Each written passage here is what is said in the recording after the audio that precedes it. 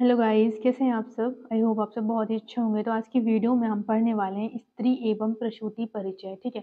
तो इसमें सबसे पहले दिया हुआ है स्त्री शब्द की निरुक्ति, ठीक है? तो स्त्रीलिंग धातु में डट एवं डी प्रत्यय लगाने से स्त्री शब्द बना है और स्त्रीलिंग का अर्थ है देर या पुंज के रूप में एकत्रित करना या किया जाना। तो पुंज पुंज का मतलब है गर्भाधान पावर या फिर गर्भाधान की कैपेसिटी होना, ठीक है? जो शुक्र एवं शोणित का संचय करे उसे स्त्री कहते हैं, ठीक है? जिसमें गर्भ का आदान हो या जो गर्भ का धारण करे उसे स्त्री कहते हैं। इसके बाद स्त्री के पर्याय दिए हुए हैं, तो स्त्री के पर्याय हम ऐसे याद कर सकते हैं। सबसे पहले तो यो में आ जाएगा योषित और योषा, ठीक है? बाकी हमने नॉर्मली सुने होते हैं लाइक अबला, नारी, वधू, ठीक है? महिला। 2 और हम याद कर लेंगे वामा और वनिता, ठीक है? इसके बाद दी हुई है प्रसूति तंत्र की निरुक्ति। तो इसमें बताया गया है कि जिसमें प्रसव का विस्तृत वर्णन हो उसे प्रसूति तंत्र कहते हैं। मतलब जिसमें प्रसव के बारे में अच्छे से वर्णन किया गया हो उसे प्रसूति तंत्र कहते हैं और प्रसूति तंत्र 2 शब्दों से मिलकर बना है, प्रसूति एवं तंत्र, ठीक है? तो प्रसूति का देख लेते हैं। प्रसूति में क्या होता है? प्रा उपसर्ग सहित श धातु में किन्ह प्रत्यय लगाने से प्रसूति शब्द बना है, जिसका शाब्दिक अर्थ होता है प्रसजन, प्रसव, जनन, गर्भमोचन, गर्भमुक्ति इत्यादि, ठीक है? तंत्र, तंत्र का अर्थ होता है सिद्धांत, नियम या शास्त्र। शास्त्र को भी तंत्र कहते हैं, ठीक है? इसके बाद क्या दिया है कि वह शास्त्र जिसमें संतान की उत्पत्ति हेतु, ऐसा शास्त्र जिसमें संतान की उत्पत्ति हेतु गर्भ, गर्भिणी, प्रसव से संबंधित नियमों के साथ-साथ प्रसव क्रिया, ठीक है? प्रसूता का विस्तृत विवेचन हो उसे प्रसूति तंत्र कहते हैं। मतलब जिसमें संतान की उत्पत्ति हेतु गर्भ यानी कि प्रेगनेंसी के बारे में हो, गर्भिणी यानी कि प्रेग्नेंट लेडी के बारे में हो, ठीक है? प्रसव से संबंधित नियम यानी कि जो डिलीवरी हो रही है उसमें कौन-कौन से रूल्स हैं वो डिलीवरी की पूरी प्रोसेस, ठीक है? डिलीवरी के बाद जो माता है उसका विस्तृत विवेचन, प्रसूता का विस्तृत विवेचन हो, उसे प्रसूति तंत्र कहते हैं, ठीक है? इसके बाद इसमें दिया हुआ है आयुर्वेद में प्रसूति तंत्र एवं स्त्री रोग, ठीक है? तो इसमें बताया गया है कि अष्टांग आयुर्वेद में प्रसूति तंत्र एवं स्त्री रोगों का वर्णन कौमार वृत्त के अंतर्गत कर दिया गया है। यानी कि कौमार वृत्त में ही प्रसूति आती है और कौमार वृत्त में स्त्री रोग आते हैं, ठीक है? इसके बाद इसमें दिया गया है श्लोक चक्रपाणि ने बताया है कि कुमारस्य भरणम अधिकृत्य कृतं कौमारभृत्यं, मतलब जिसमें कुमार का भरण किया जाए वह कौमारभृत्य है। टीकाकार चक्रपाणि के अनुसार कुमारों के भरण से संबंधित कर्म का वर्णन कौमारभृत्य के अंतर्गत आता है, ठीक है? सुश्रुत संहिता की टीका करते हुए चक्रपाणि ने जब इन्होंने सुश्रुत संहिता की टीका की तो उन्होंने अपने वचनों में थोड़ा परिवर्तन किया और उन्होंने फिर से बोला कि कुमार का भरण किया जाए, पोषण किया जाए, धारण किया जाए जिस तंत्र में वह कौमार भृत्य है। अब देखिए सुश्रुत ने क्या बोला है? सुश्रुत ने बोला है कि नवग्रह आकृति ज्ञानम, 9 ग्रहों की आकृति का ज्ञान, स्कंदस्य च निषेधनम। वो 9 ग्रह कौन से हैं? अपस्मार, शकुन्योष्ठ, रेवत्याश, पुनः पृथक, पूतनास्तथा, अंधाया, शीतपूतना, मंडिका, नैगमेष चिकित्सा, इन सब की चिकित्सा, ठीक है? च ग्रह उत्पत्ति संयोनिजा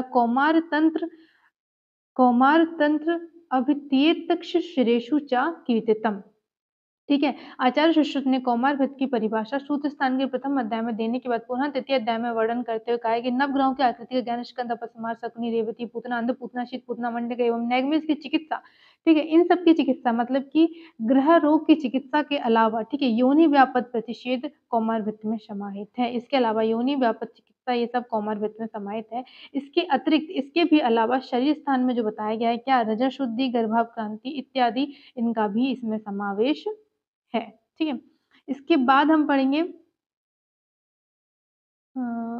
हाँ, इसके बाद हम पढ़ेंगे गर्भोपक्रम मतलब हारित ने क्या बोला है? हारित ने बोला है कि गर्भोपक्रम विज्ञानम यानी कि गर्भ की उत्पत्ति के लिए हम जो उपक्रम करते हैं, गर्भोपक्रम विज्ञानम सूतिकोपक्रमस्तथा मतलब बेबी के लिए सूतिको उपक्रमस्तथा बेबी के लिए हम जो उपक्रम करते हैं, ठीक है? बालानाम रोग समनी यानी कि जो न्यूबॉर्न बेबी है, ठीक है? या जो भी बच्चे हैं, बालानाम रोग समनी उनके रोगों के समन की क्रिया किसके अंतर्गत आती है? बाल चिकित्सा के अंतर्गत आती है। देख लेते हैं यहाँ क्या लिखा है कि गर्भ के लिए उपक्रम तथा गर्भ की चिकित्सा का ज्ञान, सूतिका की चिकित्सा का ज्ञान, बालकों के रोगों के संशमन करने की क्रिया बाल चिकित्सा कहलाती है।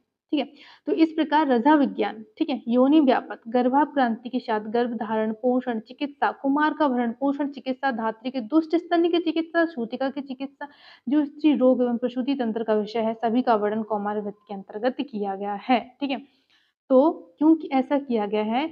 क्योंकि अगर हमें रज़ा विज्ञान की नॉलेज नहीं होगी, योनि व्यापत के बारे में पता नहीं होगा, गर्भाप्रांति के बारे में पता नहीं होगा, तो हमारा गर्भ ही धारण नहीं होगा और जब गर्भ ही धारण नहीं होगा, तो हमें कुमार की ही प्राप्ति नहीं होगी। इसलिए इन सब का वर्णन कौमार वृत्त के अंतर्गत किया गया है, ठीक है?